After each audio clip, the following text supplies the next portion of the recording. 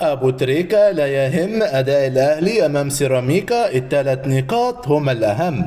هكذا محمد أبو تريكة لاعب النادي الأهلي السابق إن الفوز بثلاث نقاط أمام سيراميكا كليوباترا كان غالي جدا، خاصة في هذه المرحلة الصعبة من الدوري المصري، مشيرا إلى أهمية تحقيق المكاسب في هذه المباريات المهمة. وفي تصريحات خاصة لأبو تريكة حيث قال: الثلاث نقاط غالية جدا ومهمة في وقت صعب.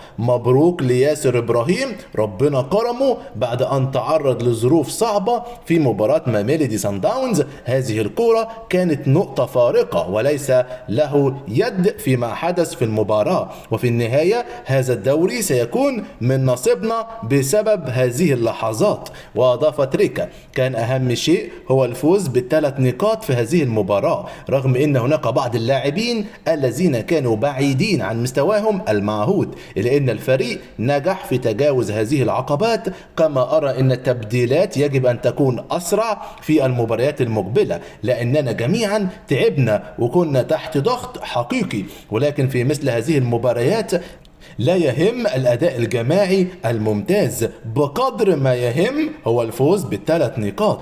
وأشار أبو تريكة إلى أن الفرق الكبيرة في مثل هذه المرحلة بتحتاج إلى تحقيق المكسب بأكثر من هدف في الشوط الأول لتخفيف الضغط على اللاعبين ولضمان الفوز بشكل أكبر. وواصل تريكة: يجب أن نحرز أهداف في الشوط الأول لكي نرتاح في الشوط الثاني ونزيد من فرصنا في تحقيق الفوز. وتابع: المرحلة الحالية في الدوري المصري هي مرحلة جمع النقاط، لأن هذه هي النقاط التي ستحدد مصير اللقب في النهاية. الروح الجماعية بين اللاعبين هي العنصر الأهم في هذه المرحلة، ولا يجب أن نركز فقط على المدير الفني. الجميع في الفريق عليه أن يتحمل مسؤولياته، ونحن نحتاج إلى الروح القتالية التي ستساعدنا في الفوز باللقب. واختتم أبو تريكة تصريحاته قائلا: في النهاية هذه المباريات هي التي تكسب ولا تلعب،